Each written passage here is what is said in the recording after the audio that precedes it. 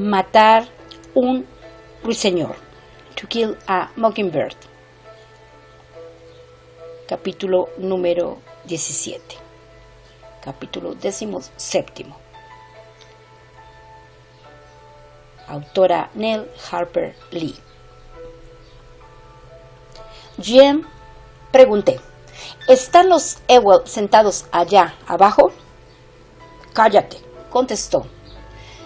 Mr. Heck Tate está presentando declaración. Mr. Tate se había vestido para la solemnidad. Llevaba un traje corriente que, en cierto modo, le hacía parecerse a todos los demás hombres. Sus botas altas, su chaqueta de cuero y su cinturón repleto de balas habían desaparecido. Desde aquel momento dejó de causarme espanto. Sentado en la silla de los testigos, tenía el cuerpo inclinado adelante, las manos enlazadas entre las rodillas y escuchaba atentamente al fiscal del distrito. Al fiscal, un tal Mr. Gilmer, no le conocíamos bien. Era de Abbottsville. Le veíamos únicamente cuando se convocaba el tribunal y no en todas las ocasiones, porque a Jem y a mí los asuntos del juzgado nos interesan muy poco. Hombre calvo y de cara lisa, su edad podía oscilar entre los 40 y los 60 años. Aunque se encontraba de espaldas a nosotros, sabíamos que tenía un ojo ligeramente desviado, defecto del que sacaba ventaja. Parecía estar mirando a una persona cuando en realidad no era así. Y de este modo atormentaba a los miembros del jurado y a los testigos. El jurado, creyéndose observado minuciosamente, fijaba la atención. Y lo mismo hacía el testigo con igual convencimiento.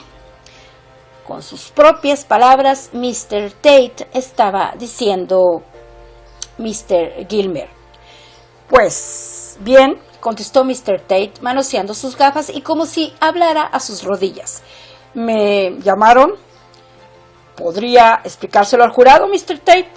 Gracias. ¿Quién le llamó? Mr. Tate continuó. Vino a buscarme Bob. Mr. Bob Ewell, el de allá, una noche. ¿Qué noche, señor? Fue la noche del 21 de noviembre.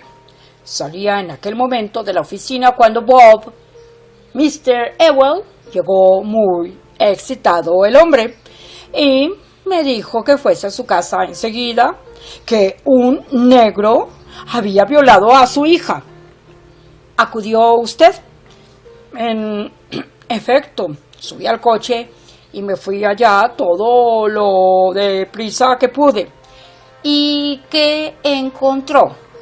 Encontré a la muchacha tendida en el suelo en el centro del cuarto de la fachada, el que hay a la derecha entrando. La había golpeado de lo lindo, pero yo la puse en pie. Ella se lavó la cara en un cubo de un rincón y dijo que se sentía bien.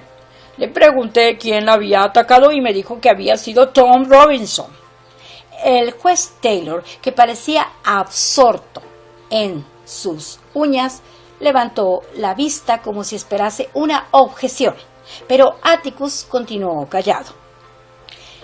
Le pregunté si la había golpeado de aquel modo y ella respondió que sí. En consecuencia, me fui a casa de Robinson y lo llevé allá. Ella le identificó como el agresor y yo entonces lo detuve. Esto es todo lo que hubo. Gracias, dijo Mr. Gilmer. ¿Alguna pregunta, Atticus?, inquirió el juez. Sí, respondió mi padre. Estaba sentado detrás de su mesa. Tenía la silla desviada hacia un lado, las piernas cruzadas y un brazo descansando sobre el respaldo de la silla. ¿Llamó a un médico, sheriff? ¿Llamó a alguien a un médico?, preguntó Atticus. No, señor, contestó Mr. Tate. ¿No llamaron a un médico? No, señor, repitió Mr. Tate. ¿Por qué no? La voz de Atticus tenía un tono cortante. Le diré por qué no lo llamé. No era necesario, Mr. Finch. A la muchacha la habían aporreado de un modo terrible. Algo había pasado, era obvio. Pero no llamó a un médico. Mientras usted estuvo allí, ¿llamó alguien a alguno? ¿Fue a buscarlo o le llevó a la muchacha? No, señor. Ha contestado la pregunta 3 veces, Atticus. No llamó médico. No llamó a ningún médico, advirtió el juez. Atticus dijo: quería asegurarme bien, señor juez. Y el juez sonrió. La mano de Jem, que reposaba sobre la baranda de la galería, se crispó alrededor de su apoyo. Mi hermano contuvo repentinamente la respiración.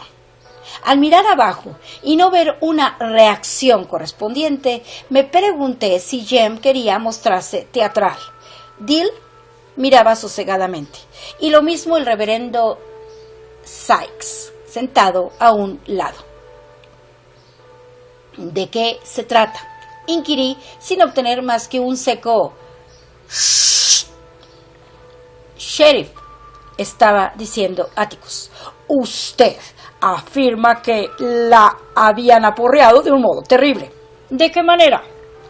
Pues describa sus lesiones nada más, Heck. Pues le habían golpeado en la cabeza por todas partes. En sus brazos aparecían ya unos morados, unos moretones. Aquello había tenido lugar unos 30 minutos antes. ¿Cómo lo sabe? Mr. Tate sonrió. Lo siento, es lo que ellos me dijeron. Sea como fuere, cuando llegué allá estaba llena de magulladuras y se le ponía un ojo amoratado. ¿Qué ojo? Mr. Tate se pasó la mano por el cabello. Veamos, dijo. Luego miró a Atticus como si considerase pueril aquella pregunta. ¿No puede recordarlo?, insistió Atticus. Mr. Tate señaló a una persona invisible, a unas 5 pulgadas delante de él, y dijo: el izquierdo. Espere un minuto, Sheriff, dijo Atticus. ¿Era el izquierdo mirando de cara a usted o el izquierdo mirando en la misma dirección que usted miraba? Ah, sí, puntualizó Mr. Tate. Con esto resulta que era el ojo derecho de la chica. Sí, era su ojo derecho, Mr. Finch. Ahora lo recuerdo. Tenía todo aquel lado de la cara hinchado. Mr. Tate parpadeó otra vez como si acabara de hacerle comprender claramente alguna cosa. Luego volvió la cabeza y miró a Tom Robinson. Como por instinto, Tom Robinson levantó la cabeza. También Atticus había visto algo con toda claridad, y ello fue causa de que se pusiera en pie. Sheriff, repita, por favor, lo que ha dicho. He dicho que era su ojo derecho. No. Atticus se acercó a la mesa del escribiente del juzgado y se inclinó sobre la mano que escribía con furia. Esta se paró, echó atrás el cuaderno de taquígrafo y el escribiente dijo: Mr. Finch, ahora recuerdo que la joven tenía hinchado ese lado de la cara. Atticus levantó la vista hacia Mr. Tate. ¿Qué lado? Una vez más, Heck. El lado derecho, Mr. Finch, pero tenía otras magulladuras. ¿Quiere que le hable de ellas? Atticus parecía a punto de hacer otra pregunta, pero lo pensó mejor y dijo: sí, ¿cuáles eran las otras lesiones? Mientras Mr. Tate contestaba, Atticus se volvió y miró a Tom Robinson como para decirle que aquello era algo en lo cual no habían confiado. Tenía los brazos llenos de cardenales y me enseñó el cuello. En la garganta se le veían huellas digitales bien claras. Todo alrededor, incluso en la nuca. Yo diría que todo alrededor, Mr. Fish. ¿De veras? Sí, señor. La muchacha tenía el cuello delgado. Cualquiera habría podido rodearlo con... Por favor, sheriff, limítese a contestar sí o no a la pregunta, dijo Atticus secamente. Y Mr. Tate se quedó callado. Atticus se sentó e hizo un signo de cabeza al fiscal del distrito, el cual movió la suya negativamente, mirando al juez, quien dirigió una inclinación de la suya a Mr. Tate, que se levantó muy tieso y bajó del estrado de los testigos. Abajo, las cabezas se volvieron, los pies restregaron el suelo. Los rostros fueron subidos a los hombros y unos cuantos chiquillos salieron de estampida de la sala. Detrás, los negros susurraban en voz baja entre ellos. Dill preguntaba al reverendo Sykes a qué venía todo aquello, pero el reverendo contestó que no lo sabía. Hasta el momento todo se desenvolvía de un modo completamente soso. Nadie había atronado el aire. No hubo discusiones entre fiscal y abogado. No había drama. Todos los presentes parecían profundamente desilusionados. Atticus procedía con aire amistoso, como si estuviera enzarzado en una disputa de poca monta. Con infinita habilidad en calmar mares turbulentos, era capaz de conseguir que un caso de violación resultase tan árido como un sermón. De mi mente había oído el terror al whisky barato y a olores de establo, a los hombres ceñudos de ojos somnolientos. La voz ronca preguntando en la noche: «¿Mr. Finch se ha marchado?» Con la luz del día se había disipado nuestra pesadilla. Todo saldría bien. Todos los espectadores estaban tan sosegados como el juez Taylor, excepto Jem. Mi hermano tenía los labios curvados en una media sonrisa cargada de intención, los ojos alegres, y dijo algo acerca de corroborar las pruebas que me dio la seguridad de que estaba presumiendo. Robert E. Lee Ewell, respondiendo a la voz estentoria de escribiente. Un hombrecito jactancioso, como un gallo de pelea, se levantó y correteó hacia el estrado, mientras la nuca se le ponía encarnada al escuchar su nombre. Cuando se volvió para prestar juramento, vimos que tenía la cara tan encarnada como el pescuezo. Vimos, además, que no tenía ninguna semejanza con su tocayo. De su frente se levantaba una greña de cabello hirsuto, recién lavado.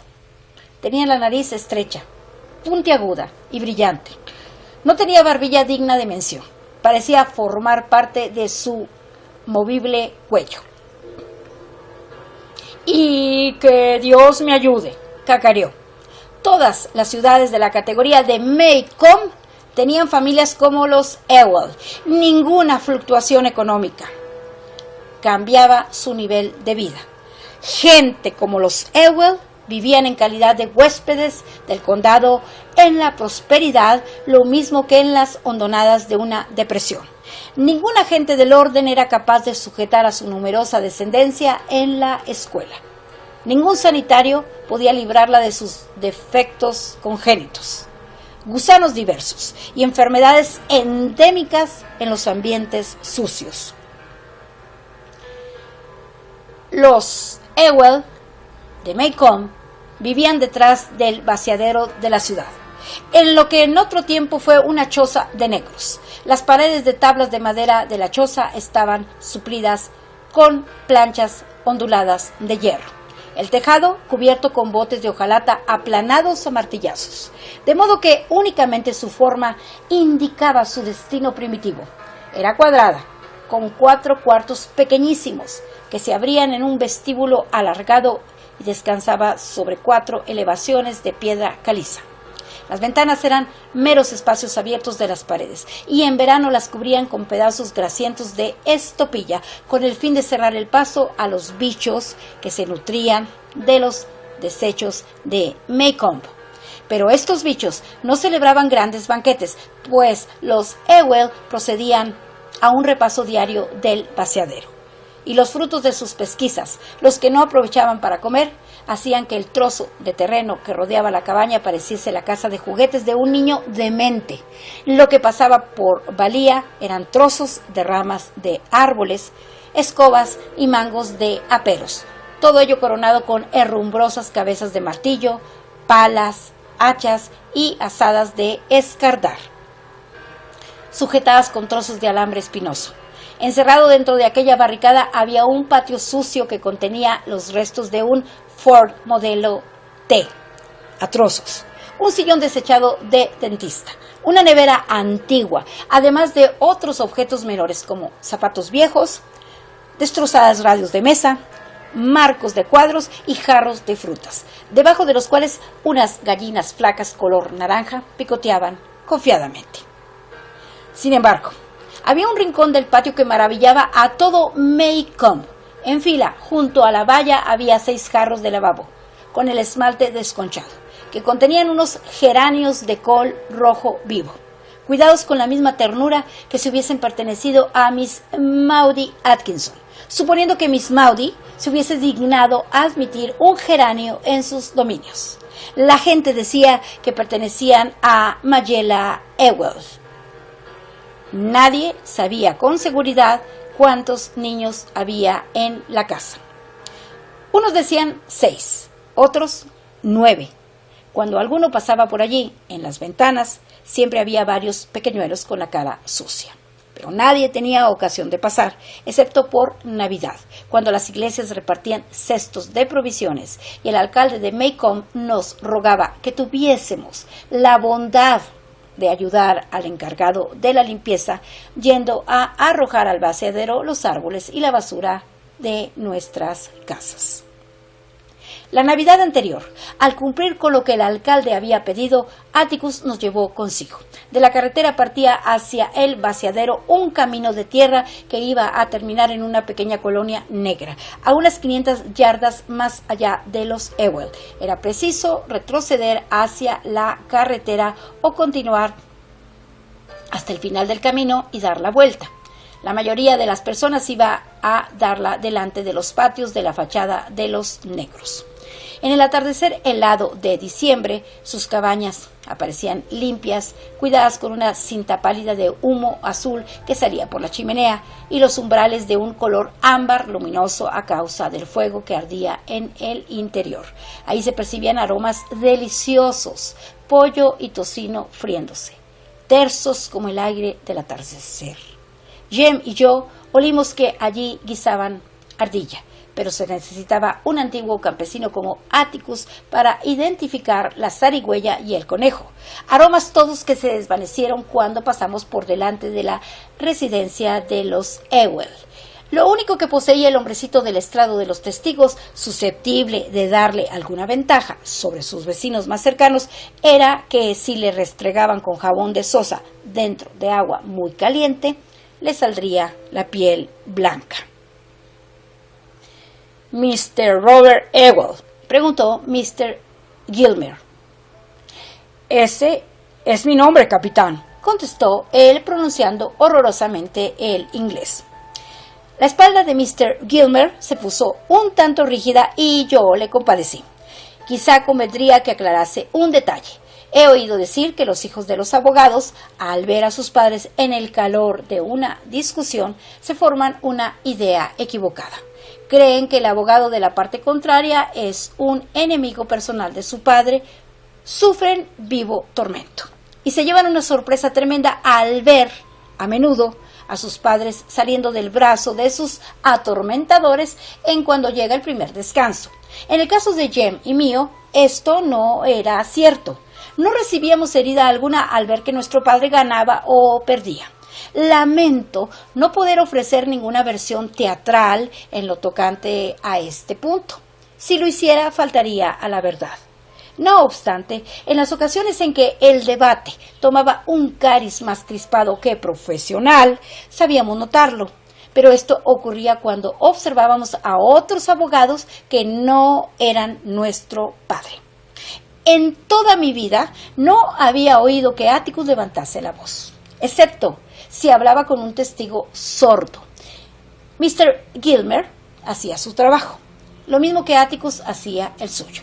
Además, Mr. Ewell era el testigo de Gilmer y éste no tenía por qué mostrarse grosero con nadie y menos con él. ¿Es usted el padre de Majella Ewell?, le preguntó a continuación. La respuesta consistió en un «Vaya, si no lo soy, ya no puedo tomar medidas sobre el asunto. Su madre ha muerto». El juez Taylor se agitó. Volvióse lentamente en su sillón giratorio y dirigió una mirada benigna al testigo. ¿Es usted el padre de Majella Ewell?, preguntó de un modo que hizo, abajo, las risas parasen súbitamente.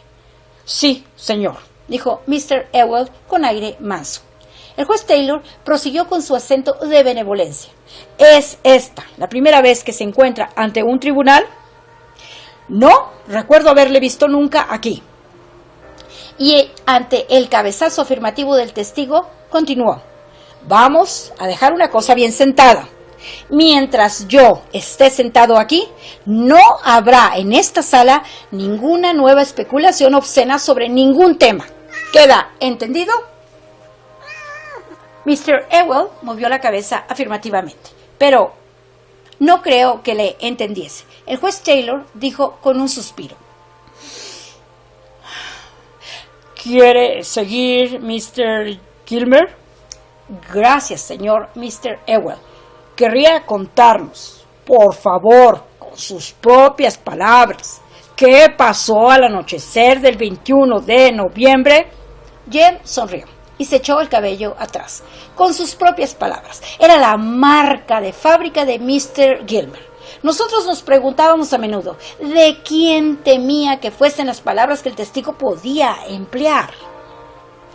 Pues la noche del 21 de noviembre yo venía del bosque con una carga de leña y apenas había llegado a la valla cuando oí a Majella chillando dentro de la casa como un cerdo apaleado. Aquí el juez Taylor miró vivamente al testigo y decidió, sin duda, que sus especulaciones estaban desprovistas de mala intención, porque se apaciguó y volvió a tomar un aire somnoliento. ¿Qué hora era, Mr. Ewell? Momentos antes de ponerse el sol. Bien, iba diciendo que Majella chillaba como para sacar a Jesús de... Otra mirada de la presidencia hizo callar a Mr. Ewell. ¿Sí? ¿Gritaba?, preguntó Mr. Gilmer. Mr. Ewell miró confuso al juez. Sí, y como Majella armaba aquel condenado alboroto, dejé caer la carga y corrí cuanto pude. Pero me enredé en la valla y cuando pude soltarme corrí hacia la ventana y vi... La cara de Mr. Ewell se puso escarlata. Levantando el índice, señal Tom Robinson, vi a aquel negro de allá maltratando a mi Majella. La sala del tribunal del juez Taylor era tan tranquila que pocas ocasiones tenía él que utilizar el mazo, pero ahora estuvo golpeando la mesa 5 minutos largos. Atticus estaba junto al asiento diciéndole algo. Mr. Heck Tate, en su calidad de primer oficial del condado, se plantó en medio del pasillo para apaciguar a la atestada sala. Detrás de nosotros, la gente de color dejó oír un sofocado gruñido de enojo. El reverendo Sykes se inclinó por encima de mí y de Dill para tirar del codo a Jem. Mr. Jem, dijo, será mejor que lleve a Miss Jean-Louis a casa. ¿Me oye, Mr. Jem? Jem volvió la cabeza. Scout, vete a casa. Dill, tú y Scout marchaos a casa. Primero tienes que obligarme, contesté recordando la bendita sentencia de Atticus. Jem me miró frunciendo el ceño con furor. Luego le dijo al reverendo Sykes: Creo que es igual, reverendo. Scout no lo entiende. Yo me sentí mortalmente ofendida. Sí que lo entiendo y muy bien. Va, cállate. No lo entiende, reverendo. Todavía no tiene 9 años. Los negros ojos del reverendo Sykes manifestaban ansiedad. ¿Sabe, Mr. Finch, que estáis aquí? Esto no es adecuado para Miss Jean Louise, ni para ustedes, muchachos. Jem movió la cabeza. Aquí tan lejos no puede vernos. No hay inconveniente, reverendo.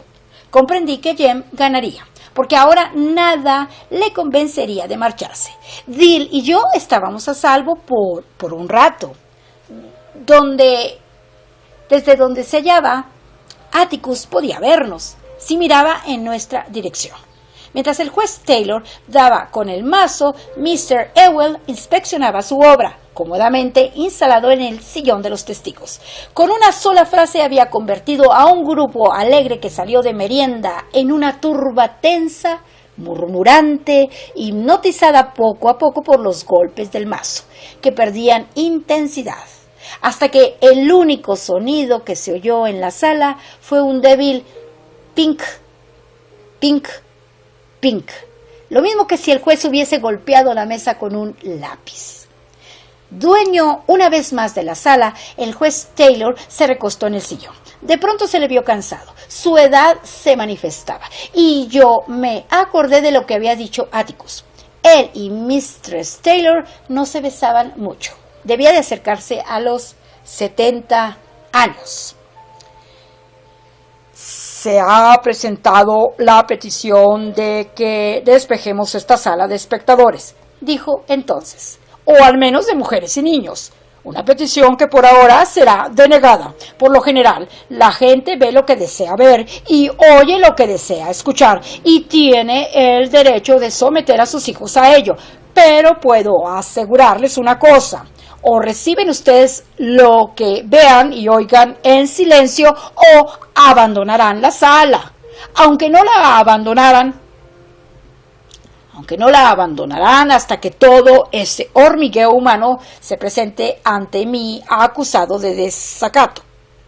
Mr. Ewell, usted mantendrá su declaración dentro de los límites del lenguaje inglés y cristiano, si es posible. Continúe, Mr. Gilmer. Mr. Ewell me hacía pensar en un sordomudo. Estaba segura de que no había oído nunca las palabras que el juez Taylor le dirigió. Su boca las configuraba trabajosamente en silencio, pero su cara revelaba que las consideraba importantes. De ella desapareció la complacencia, sustituida por una terca seriedad que no engañó al juez. Todo el rato que Mr. Ewell continuó en el estrado, el juez tuvo los ojos fijos en él, como si lo desafiara a dar un paso en falso. Mr. Gilmer y Atticus me miraron. Atticus se había sentado de nuevo. Su puño descansaba en la mejilla. No podíamos verle la cara. Mr. Gilmer tenía una expresión más bien desesperada. Una pregunta del juez Taylor le sosegó. Mr. Ewell, ¿vio usted al acusado teniendo relación sexual con su hija? Sí, señor, lo vi. Los espectadores guardaron silencio, pero el acusado dijo algo. Atticus le susurró unas palabras y Tom Robinson se calló. ¿Dice usted que estaba junto a la ventana?, preguntó Mr. Gilmer. Sí, señor. ¿A qué distancia queda del suelo? A unos 3 pies. ¿Veía bien todo el cuarto? Sí, señor. ¿Qué aspecto tenía? Estaba todo revuelto, lo mismo que si hubiera tenido lugar una pelea. ¿Qué hizo usted cuando vio al acusado? Corrí a dar la vuelta a la casa para entrar, pero él salió corriendo unos momentos antes de que yo llegase a la puerta. Vi quién era perfectamente. Yo estaba demasiado alarmado, pensando en Mayela, para perseguirle. Entré corriendo a la casa y la encontré tendida en el suelo gimiendo. Entonces, ¿qué hizo usted? Fui a buscar a Tate, corriendo todo lo que pude. Sabía quién era, sin lugar a dudas. Vivía allá abajo en aquel avispero de negros y todos los días pasaba por delante de casa. Juez, Desde hace 15 años pido al condado que limpie aquella madriguera. Son un peligro para el que vive por las cercanías. Además de que desvalorizan mi propiedad. Gracias, Mr. Ewell, dijo precipitadamente Mr. Gilmer. El testigo descendió a toda prisa del estrado y topó de manos a boca con Atticus, que se había levantado para interrogarle. El juez Taylor permitió que la sala soltase la carcajada. Un minuto nada más, señor, dijo Atticus del mejor talante. ¿Puedo hacerle un par de preguntas? Mr. Ewell retrocedió hasta la silla de los testigos, se acomodó y dirigió a Atticus una mirada de vivo recelo. Expresión corriente entre los testigos del condado de Macomb cuando se enfrentaban con el abogado de la parte contraria. Mr. Ewell, empezó Atticus. La gente corrió mucho aquella noche. Veamos, usted corrió hacia la casa, corrió hacia la ventana, entró en la casa corriendo, corrió a donde estaba Mayella, corrió a buscar a Mr. Tate. Durante todas esas carreras no corrió a buscar a un médico. No había necesidad. Yo había visto lo ocurrido. Pero hay una cosa que no entiendo, dijo Atticus. ¿No le preocupaba a usted el estado de Mayella? Mucho me preocupaba, respondió Mr. Ewell. Había visto al autor del mal. No, me refiero a su estado físico. ¿No se le ocurrió que la naturaleza de sus lesiones requerían cuidados médicos inmediatos? ¿Qué? No, consideró que debía contar con un médico inmediatamente. El testigo contestó que no se le había ocurrido. En toda la vida jamás había llamado a un médico para ninguno de los suyos, y si lo hubiese llamado le habría costado $5. ¿Eso es todo?, terminó preguntando. Todavía no, contestó Atticus con naturalidad. Mr. Ewell, usted ha oído la declaración del sheriff, ¿verdad? ¿A qué viene eso? Usted estaba en la sala cuando Mr. Heck Tate ocupaba el estrado. ¿No es cierto? Usted ha oído todo lo que él ha dicho, ¿verdad? Mr. Ewell consideró la cuestión con todo cuidado y pareció decidir que la pregunta no encerraba peligro. Sí, contestó. ¿Está de acuerdo con la descripción que nos ha hecho de las lesiones de Mayella? ¿Qué significa eso? Atticus miró a su alrededor y Mr. Gilmer sonrió.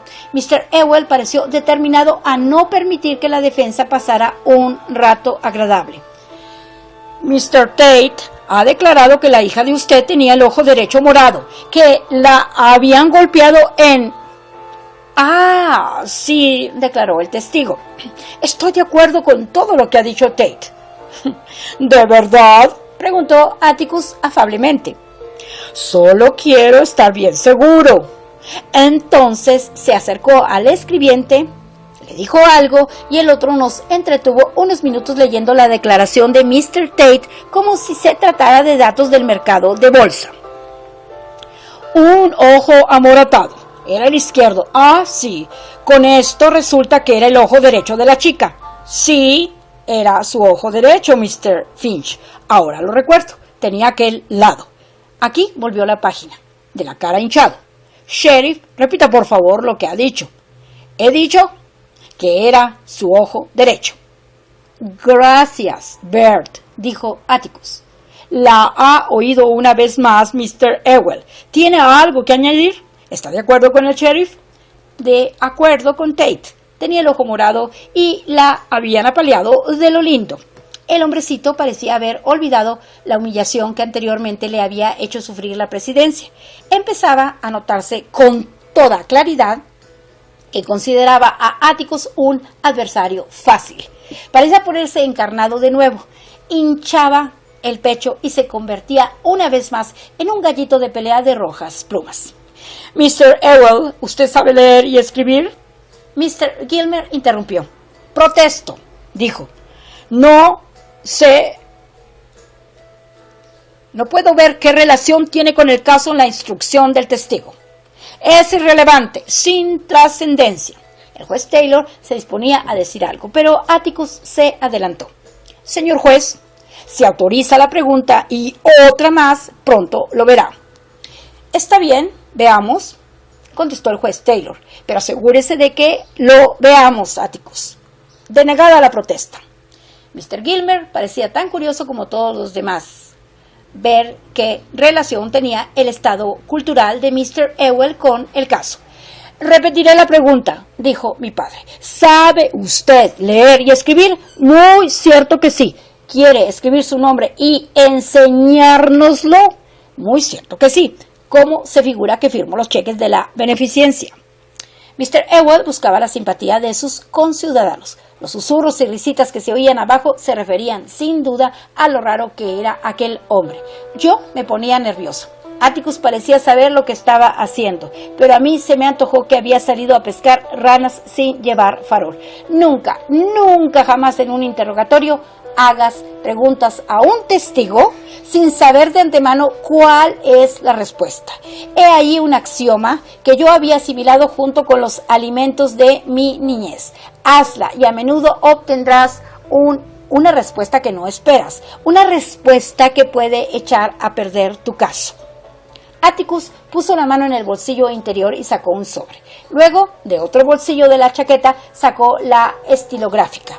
Se movía con desenvoltura y se había situado de modo que el jurado le viese bien.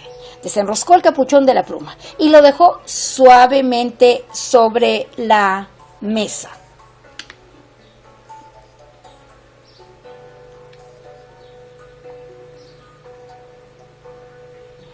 Sacudió un poco la pluma y la entregó junto con el sobre al testigo. ¿Quiere escribirnos su nombre?, preguntó. Con calma, que el jurado pueda ver cómo lo hace. Mr. Ewell escribió en el reverso del sobre y levantó los ojos complacido para ver que el juez Taylor le estaba mirando fijamente, cual si fuera una gardenia aromática en plena floración en el estrado de los testigos, y para ver a Mr. Gilmer en su mesa, mitad sentado, mitad de pie. También el jurado le estaba observando. Uno de sus miembros se inclinaba adelante con las manos sobre la barandilla. ¿Tan interesante ha sido?, preguntó él. Usted es zurdo, Mr. Ewell, dijo el juez Taylor. Mr. Ewell se volvió enojado hacia el juez y dijo que no veía qué tenía que ver el ser zurdo con lo que se discutía, que él era un hombre temeroso de Dios y que Atticus Finch se burlaba de él con engaños. Los abogados marrulleros como Atticus Finch le engañaban continuamente con sus mañosas tretas. Él había explicado lo que ocurrió, lo diría 1 y 1000 veces. Y lo dijo. Nada de lo que le preguntó Atticus después alteró su versión. Que él había mirado por la ventana. Luego el negro huyó corriendo. Luego él corrió a buscar al sheriff. Por fin Atticus le despidió. Mr. Gilmer le hizo una pregunta más. En relación a lo de escribir con la mano izquierda, Mr. Ewell, ¿es usted ambidiestro? Sé usar una mano tan bien como la otra, repitió, mirando furioso hacia la mesa de la defensa. Jem parecía estar sufriendo un ataque silencioso. Estaba golpeando blandamente la baranda de la galería y en determinado momento murmuró: le hemos casado. Yo no lo creía así. Atticus estaba tratando de demostrar, se me antojaba, que quien había dado la paliza a Mayela pudo haber sido Mr. Ewell. Hasta aquí lo comprendía bien. Si ella tenía morado el ojo derecho y le habían pegado principalmente en la mitad derecha de la cara, ello tendía a manifestar que el que le pegó era zurdo. Sherlock Holmes y Jem Finch estarían de acuerdo, pero era muy fácil que Tom Robinson también fuese zurdo. Lo mismo que Mr. Heck Tate. Me imaginé a una persona situada frente a mí. Repasé una rápida pantomima en mi mente y concluí que era posible que el negro hubiese sujetado a Mayela con la mano derecha, pegándole al mismo tiempo con la izquierda. Bajé la vista hacia Tom. Estaba de espaldas a nosotros, pero pude notar sus anchos hombros y su cuello, recio como el de un toro. Podía haberlo hecho perfectamente. Y me dije que Jem estaba echando las cuentas de la lechera. Aquí termina el capítulo 17, el capítulo número 17 del libro que se titula Matar un ruiseñor, o Matar a un ruiseñor, To Kill a Mockingbird, cuya autora es Nell Harper Lee. Son las 7 de la mañana con 39 minutos y hoy es lunes 6 de junio del 2022.